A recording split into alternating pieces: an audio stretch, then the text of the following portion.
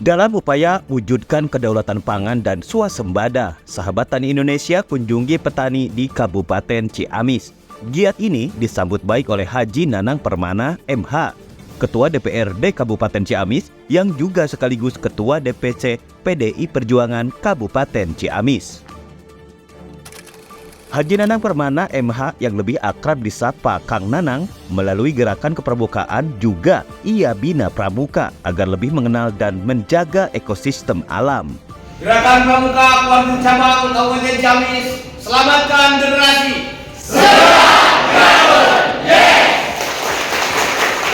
Kang Nanang juga menjabat sebagai Ketua Kuartir Cabang Gerakan Pramuka Kabupaten Ciamis.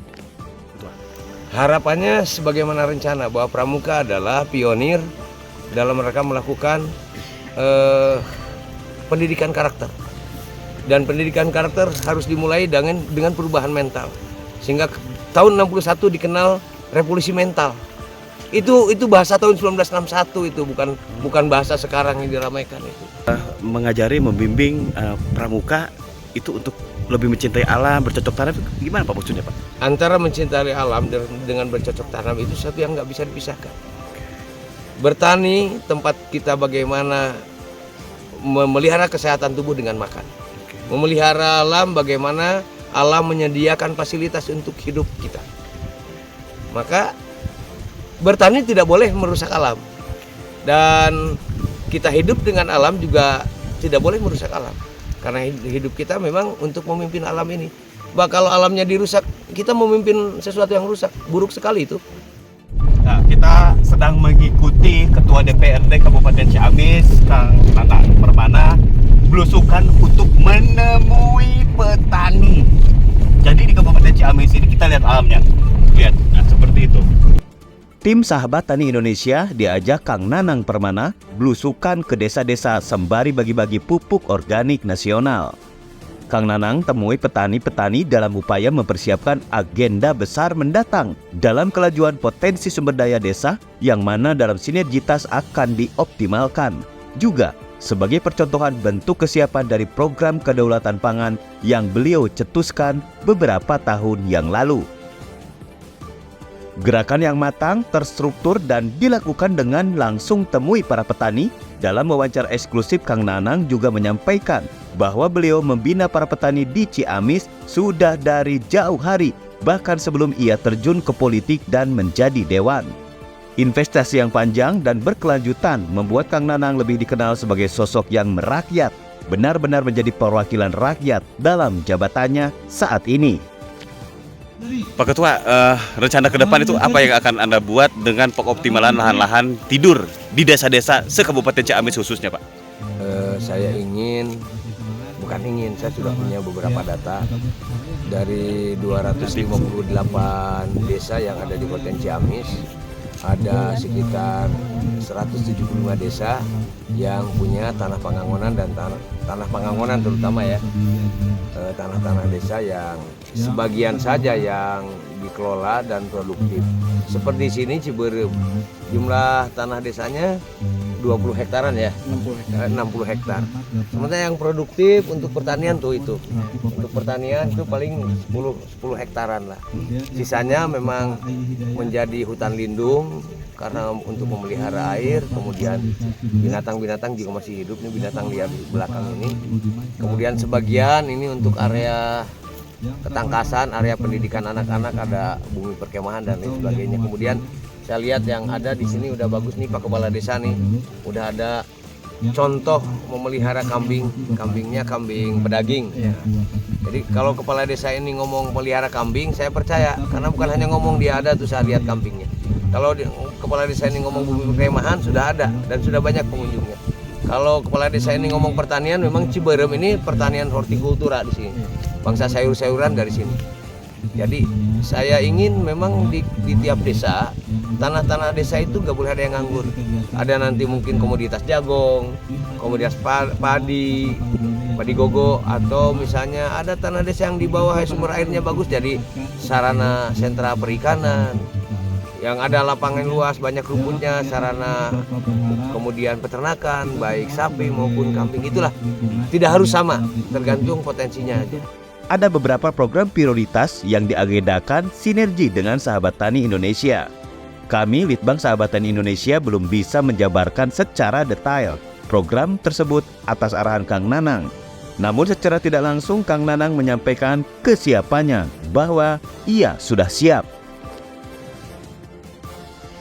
Sumaria Daeng Toba, Ketua Umum Sahabat Tani Indonesia, juga mendukung penuh program Haji Nanang Permana MH.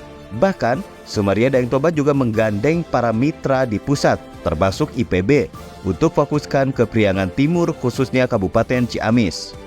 Begitupun Nona Reliubun menekankan kepada generasi muda Ciamis untuk turut mensupport satu di antara program unggulan Ketua DPRD Kabupaten Ciamis ini dalam upaya menuju kedaulatan pangan dan swasembada.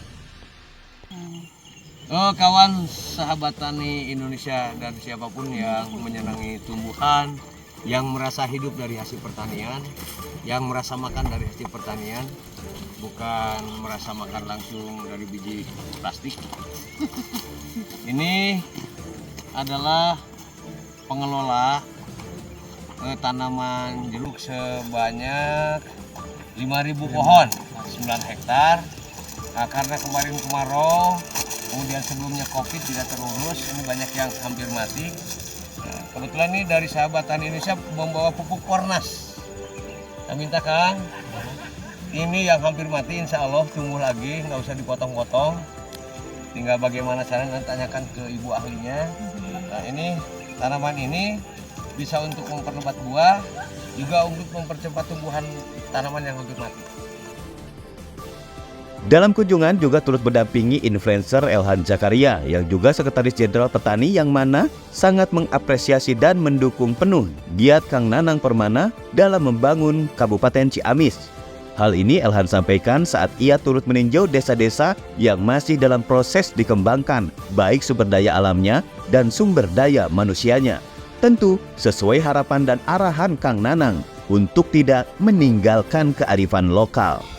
Intinya Sahabat Tani Indonesia Provinsi Jawa Barat mendukung semua program Pak Nanang Permana untuk membina para petani yang ada di Kabupaten Ciamis khususnya gitu. Pemirsa, pemimpin masa depan dimanapun berada, kebetulan kita sekarang berada di Kabupaten Ciamis. Nah, sekarang saya akan bertanya lebih banyak ke Pak Ketua DPRD. Pak Ketua, izin. Yang pertama, ini di daerah apa dan memang potensi apa aja yang sebetulnya ada di sini? Ini daerah Maniis, desanya Ciberem, Kecamatan Sukamantri, Kabupaten Ciamis. Perbatasan dengan Kabupaten Majalengka ya. Kecamatannya kalau nggak salah Malausma atau Cingambul nih. Kecamatan Cikijing, kemudian desanya ada di belakang hutan ini, itu ada yang namanya Negara Kembang. Negara Kembang. Jadi banyak potensi yang sebetulnya Potensinya banyak. Di sini potensi wisata, kemudian potensi pertanian, sayur-sayuran, kemudian buah-buahan juga bisa sebenarnya. Nih, yang menarik itu sebetulnya dari yang jelas potensi yang ada, tanah di sini subur. Nah, itu dia. Nah, kalau di sini benar tongkat dan kayu ditancapkan jadi tanaman benar-benar itu bisa. Bukan hanya lagu ya. Bukan hanya lagu. Nah, itu dia. Jadi memang sangat menarik dalam perjalanan hari ini. Nah, ini bisa jadi agrowisata sebenarnya. Nah, jadi ada potensi untuk menuju ke agrowisata. Dan satu lagi bahwa ketika di sini saya lihat ada perangkat desa yang mendampingi juga ya. Beliau-beliau inilah yang memahami apapun yang ada di sini gitu kan. Jadi ya terima kasih sudah mendampingi. Dan satu hashtag yang saya terus-terusan sampaikan ke audiens itu adalah soal desa. Jadi desa itu apa sih? Oke, saya ingatkan kembali bahwa desa adalah daerah ekonomi sosial agraris. Jadi memang ya mulainya dari desa. Ya, makanya orang kota jangan sok tahu tentang desa. Dan beliau sudah melakukan sejak lama, sudah menanam. 2 periode, Bapak itu seberapa? Ketua DPRD 2 periode. 2 periode. Mau periode ketiga, tapi partai memerintahkan jadi bupati. Wah, mantap. Memang pantas ya jadi bupati. Layak dan pantas.